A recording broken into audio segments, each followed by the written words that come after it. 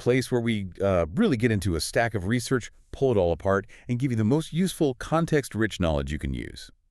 Today, we're focusing on something super practical, something that I think gives you, like, immediate results using English at the mall. Yeah, it's arguably kind of the perfect spot for a language learner, you know, because a mall is this contained place. It's repeatable. Right. It's almost like a language lab, but, you know, disguised as a shopping center. Yeah. So instead of wrestling with like abstract grammar rules, we're zeroing in on the real stuff. Exactly. The phrases you actually need. High stakes phrases, that guarantee you can handle these common interactions. That's the mission today. We've looked at source material that really gives a blueprint for, well, for confidence for learners, not just memorizing sentences, but understanding how to navigate shopping, ordering food, asking for help, basically feeling ready. Finding the shortcuts.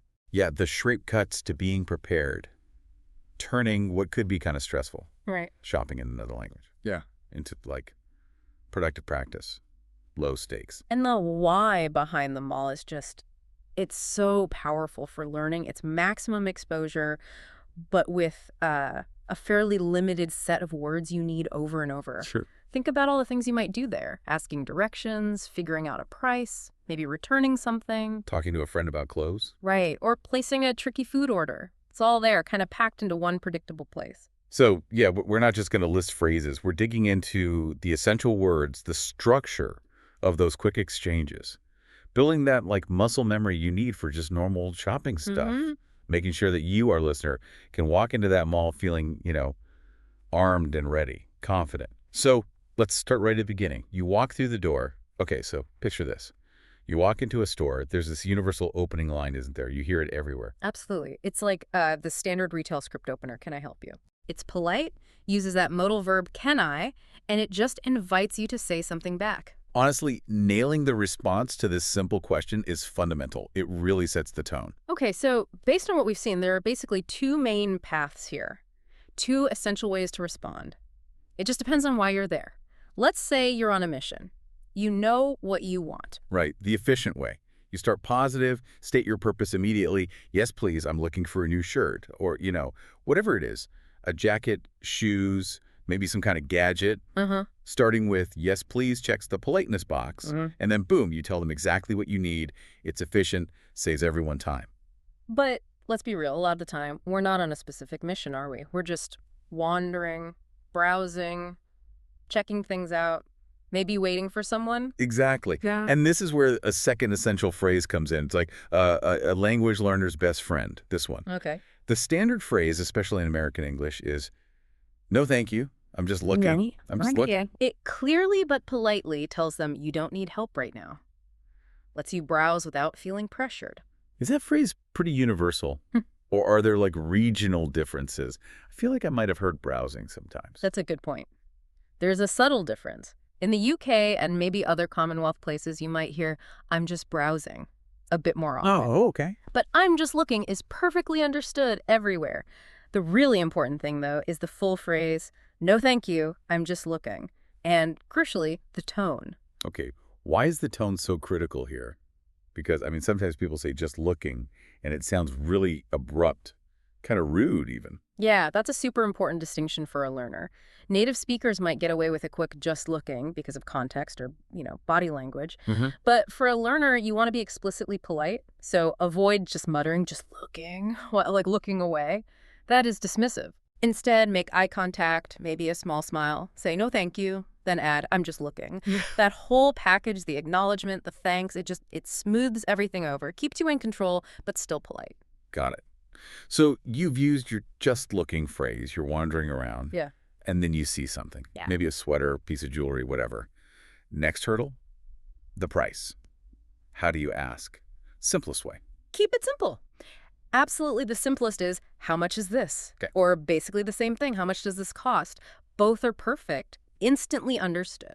Do learners ever try to make it more complicated? Like, I don't know, what is the price for this or something? They do, yeah, sometimes trying to mirror their own language structure. And while what is the price of this item isn't technically wrong, it's just unnecessarily wordy for that quick moment. Right. And you sometimes hear errors like, how much costs this? Or what is price for this? Sticking to the easy, high-frequency ones, how much is this? How much does this cost? It's just the best shortcut. And you mentioned one more if you're holding the item. Oh, yeah. If you're actually holding it or pointing right at it, adding one makes it super clear. How much is this one? I like that. This one. So simple, but really precise if there are similar things nearby. Exactly. It disambiguates, as they say. And remember, English practice here isn't just talking. This is a key thing from the sources. Okay. A massive part of this is just looking around, reading signs, price tags. You know, when you read a tag that says $49.99, you've just practiced English, even if numbers are universal. Huh. Never thought of it like that. Or if a sign says 50% off or clearance, you're absorbing vocabulary without saying a word. It's like a built-in reading lesson. So reading the environment is step one, almost. Totally. It's foundational. If you feel a bit shy about speaking, start there. Read the department signs. Menswear, women's wear, shoes, accessories. It builds up that vocabulary and confidence before you even need to ask, how much is this? It's like low-risk steps. Okay, so we've asked the price. Maybe we like it.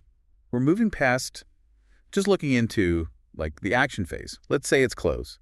The logical next step is trying them on. What's the key phrase here?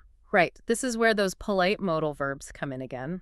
The essential question is, can I try this on? Can I try this on? Yeah, can I is perfectly fine here, very common, direct. Some learners might think they need to use may I, which is, grammatically more formal. Middle-fashioned, maybe? Maybe slightly, yeah. In a shop, can I is totally standard, totally efficient. Okay. And the shop assistant will point you towards, well, this place seems to have a few names, right? It does, and it's helpful to know the main ones. The source material mentions fitting rooms or dressing rooms. Right. Fitting room is probably the most common, I'd say, especially in North America. Dressing room is also used a lot, though maybe sometimes feels a little older, or you might hear it more for, like, theaters. Okay. Is there another one? Yep, you'll definitely hear changing room too, particularly in the UK or maybe stores with British origins. So, yeah, fitting room, dressing room, changing room. Basically interchangeable in this context. They're all widely understood. The assistant will usually just point and say something direct like, the fitting rooms are over there. So recognizing any of those keywords, fitting, dressing, changing, gets you there. All right. So you're in the fitting room, changing room, yeah, whatever we call it, and the item doesn't fit. Uh-oh. Now the language gets a bit more specific, right? Describing the problem. Yep. You need to talk about size difference. This means using comparative adjectives. So if it's too tight, you need to ask, do you have this in a larger size? Larger size. And if it's too loose, too baggy, you ask, do you have this in a smaller size? Smaller size. Got it. Do learners mess this up sometimes? I feel like I've heard people say things like, it's too small in me or something. Oh, yeah, that's a classic mix-up, often from translating directly. In English, we just say, it's too small, or it doesn't fit. We don't usually say in me or on me like that. The poor fit is just implied. Yeah. So mastering too small and too large or too big is actually a really good grammatical win for a learner. And it's not always about size, is it? Sometimes the fit is fine, but maybe the color isn't right. Right. If you like the style, the cut, but not the color you have, you use the aesthetic variation question. Do you have this in a different color? Okay. This tells the assistant you're still interested, you just need a variation.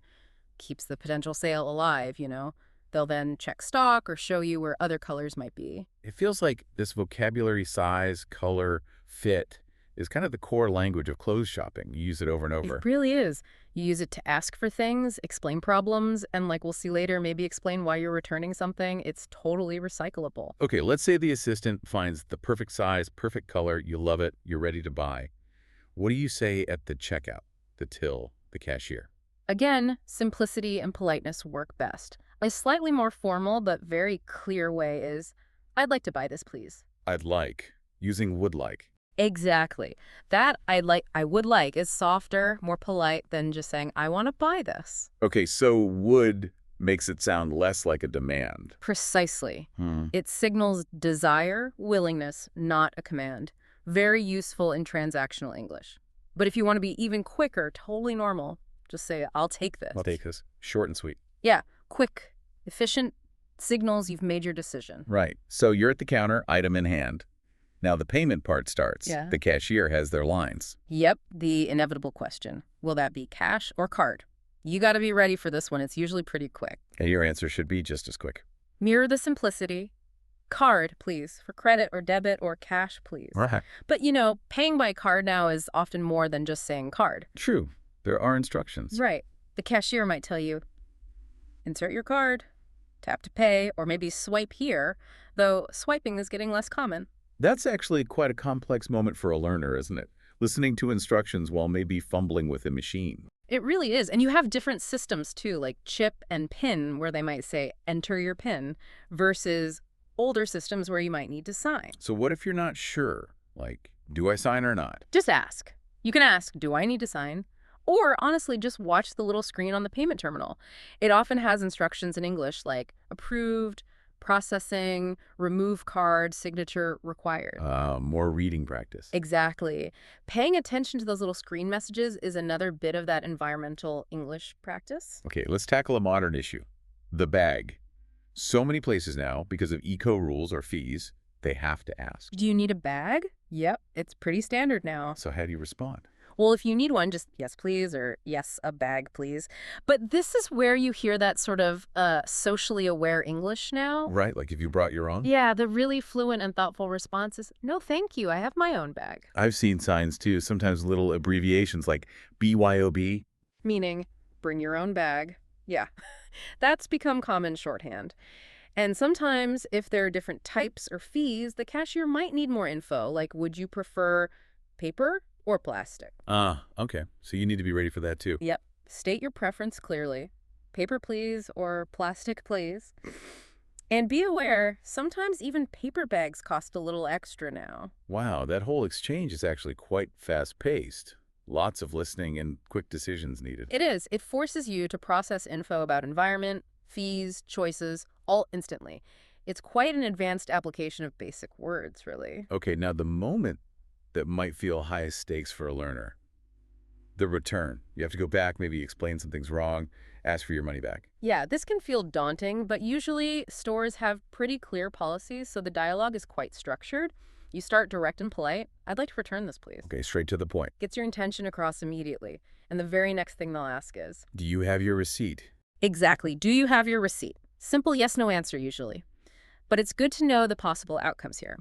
You might want a return, which means getting your money back. Right. Or you might want an exchange, swapping it for, say, a different size or color. Or maybe they offer store credit, which is like a voucher to spend there later. So if you want to swap it, you should say that. Yeah, be specific. I'd like to exchange this for a smaller size, please. Or for a different color. Let's focus on the why question they always ask. Why are you returning it? Or maybe, what's wrong with it? This is where you bring back that descriptive language we talked about earlier. The most common totally fine answers are, it's too small, it doesn't fit correctly, or maybe a bit softer, the fit isn't quite right. What if nothing is technically wrong with it? You just changed your mind. Is that okay to say? In many places, yes. It's actually quite common and accepted within the return period, of course. The polite, diplomatic way to say it is, I don't like the color anymore. Or just, honestly, I changed my mind. Really? I changed my mind. Works. In a lot of Western retail cultures, absolutely. Especially in larger stores. As long as you have the receipt and it's within the time frame, it's often a perfectly valid reason. Knowing that phrase is empowering, you don't need to invent a flaw. That's good to know. What about that time frame? How do they talk about the return window? Standard phrases are things like returns accepted within 30 days of purchase, or maybe 14-day return policy. You might see it on the receipt or sign. Do you ask about it? Definitely. You can ask, what is your return policy? Or how long do I have to return this? Understanding those limits is key. And again, it brings numbers 14 days, 30 days into the conversation. The whole return thing just reinforces all that core vocab, size, fit, color, policy. Okay, we've nailed clothes shopping and returns. But malls are huge, right? There's more than just shops. Let's talk about the food court, another essential spot for practical English. Absolutely. Moving to the food court kind of shifts the language focus. You go from maybe more tentative requests like, can I try this on, to more direct statements for ordering like, I'd like this or I'll have that. Right.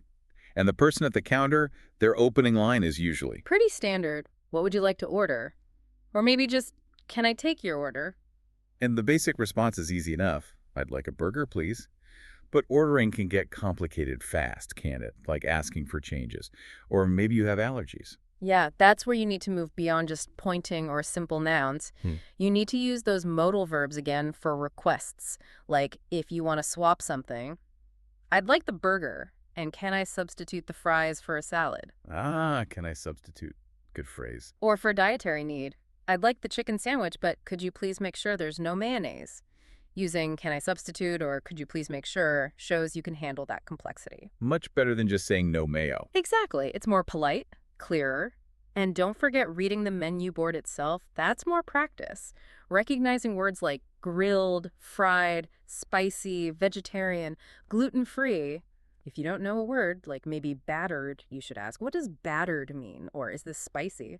Good point. Hmm. Then after you order, there's usually that quick follow-up question. The upsell question. Anything else, you got to recognize that means, are you finished ordering? Right. So quick response needed, either add something, yes, a large cola, please, or close it down. No, that's all, thank you. Hesitate too long and it gets awkward. Okay. And then after you pay, the final little interaction. Politeness matters right to the end. They'll often hand you the food and say, enjoy your meal, or have a good one. The standard friendly reply is just, thank you, or you too. Keeping that pleasantry going, even if it was rushed, makes you sound comfortable, integrated. Okay, food sorted. But what if we need to find something else in this giant mall? Not clothes, not food, maybe a specific shop, or just facilities navigating the space. Right, navigational English. This usually starts with getting someone's attention politely. Excuse me. Then you ask your location question. Excuse me, where is the Apple store? Or maybe more generally, is there a pharmacy on this level? And what about those essential places everyone needs eventually? Gotta know these. Where are the restrooms is probably the most common and polite term for public toilets. Bathroom is also fine, maybe slightly more informal. Okay, restrooms or bathroom. And if you need money, where can I find an ATM? Or is there an ATM nearby? And when you get directions like go down there, turn left, Yeah. sometimes it's still confusing. Oh, yeah. Don't just nod if you're unsure. Ask a clarifying question. Use spatial words. Is that past the food court? Or is it on this floor or upstairs or on the left side? Asking follow-ups makes sure you actually find it. And like with the shops, you have two ways to find things, right? Ask someone or... Or find one of those big mall directories or maps. Looking at the map is great reading practice, understanding layouts, shop names. Asking a person is speaking practice. Both work, both build skills. If the map confuses you, asking is your next step. Now here's where it gets maybe more fun, but also trickier. Moving from just transactions to actual social English. Say you're shopping with a friend and you want their opinion. Ah, yes. High stakes. Because now you're asking for subjective feedback, not just information. You hold up that shirt and ask, what do you think of this? Or the classic, maybe slightly vulnerable question, does this look good on me? Yeah, that takes a bit more courage. It does, and it forces a real conversation, not just a scripted reply. It demands more fluency from both sides. But the cool thing is your friend's answer probably uses the same words we already learned. Exactly. That's the beauty of it. Your friend might say, the color's great, but it looks a bit too big.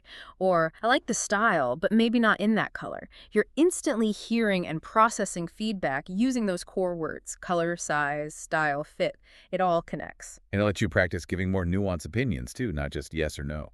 Totally. Instead of just, I don't like it, you can say something like, well, the shape is nice, but I'm not sure about the pattern. That's moving into more complex sentences, showing real language growth. Okay, one last area in the mall context. Saving money. Everyone loves a bargain. How do you use English to hunt for deals? Money is a great motivator for language learning. So you need the key deal words. The two basic questions are, is this on sale? That's a general term for a temporary price cut. Okay. Or you could ask, do you have any discounts today? That might cover other things, like maybe a student discount or a loyalty card offer. What about signs? What words should you look for? Like sale versus clearance. Is there a difference? Big difference, and crucial to know. A sale is usually temporary, maybe seasonal. Clearance means they're trying to get rid of that stock for good. Ah, so clearance might be a bigger discount. Often, yeah. It's usually the final reduction. So recognizing those signs, sale, discount, special offer versus clearance or final markdown is key visual practice. If you see something on clearance, you might even try asking, is this the final price? Though haggling isn't really a thing in big mall stores. Good to know. Can you ask about, like, future sales? You could, yeah. If you're unsure about buying something, maybe ask, will this be going on sale soon? Or sometimes about price matching. Do you price match if I find this cheaper somewhere else? That's getting into slightly more complex store policy language. It really does seem like the mall forces you to practice this core set of words: size, price, color, location, condition, in so many different ways. That's exactly why it's such a good learning environment, especially for beginners or intermediate learners. The vocabulary is limited but used constantly. High frequency, immediately useful. You just keep reinforcing those, maybe 20 or 30 core concepts, whether you're talking to a cashier or your friend or the person at the food stall. Hashtag Outrobat. So if we kind of wrap all this up, the big takeaway is that getting good at English in the mall isn't just about speaking. It's everything together. Right. You've got to listen carefully, like to those fast questions from the cashier. You've got to read the signs, the price tags, maybe even the instructions on the card machine. And then, yeah, you need to give clear, relatively simple, structured answers. And for anyone listening who feels maybe a bit nervous or shy about starting, what's the advice? Don't try to do the most complicated thing first, like a difficult return. Start small. Seriously, just start by reading the store names as you walk past. Read the department signs inside. That is practice. Builds a foundation. Exactly. Then maybe build up to asking that super simple, low-risk question, how much is this? Every little successful interaction, no matter how tiny, builds your confidence for the next one. It's step by step. And we mentioned making mistakes. It's going to happen, right? Oh, absolutely. It's pretty much unavoidable, especially when things are moving fast. And that's the main confidence tip, really. Your goal is just to communicate. Get your message across. It doesn't have to be perfect grammar. Yeah. People working in shops, especially in malls, are used to talking to people from all over. They generally want to understand you and help you. If you forget a word, use gestures. Point. Show big or small with your hands. Combining words and actions works wonders. You'll be understood. And we absolutely have to mention that final little pleasantry, the closing loop. Yes. Don't forget this bit. When the cashier finishes up and says, have a nice day or have a good one, the automatic, friendly, fluent response is always, you too. Thank you. Seals the deal politely. Exactly. It just leaves everything on a positive note linguistically and culturally. Shows you're comfortable. Well, this has been a really practical deep dive, I think. The mall really is like an English immersion course waiting to happen. It is, and just thinking a bit bigger, connecting it outwards, so much of the language we talked about, maybe most of it, is about describing things or completing transactions. Size, price, location, condition. Uh-huh. Think about how mastering those phrases in the mall, where prices are fixed, helps you in other situations. If you can confidently explain why a shirt is too small, Then maybe you can explain the size of room you need when looking for an apartment, or describe a piece of furniture. exactly, it builds that descriptive confidence. But here's the final thought, something to maybe chew on. The mall is generally a fixed price zone. You ask, how much? And you pay that price. What happens when you step outside the mall, maybe into a street market, or you're trying to buy something secondhand where prices are negotiable? How does your language toolkit need to change then? When you have to argue for a better price, not just ask for the stated one. Moving from asking to persuading. That's the next level up, isn't it? That leap from transactional language to negotiation. Something to think about for future practice. Definitely something to think about. For now, go forth, read those signs, ask those questions. Happy learning. And thanks for joining us for this deep dive. Yeah, thanks everyone. We'll see you next time.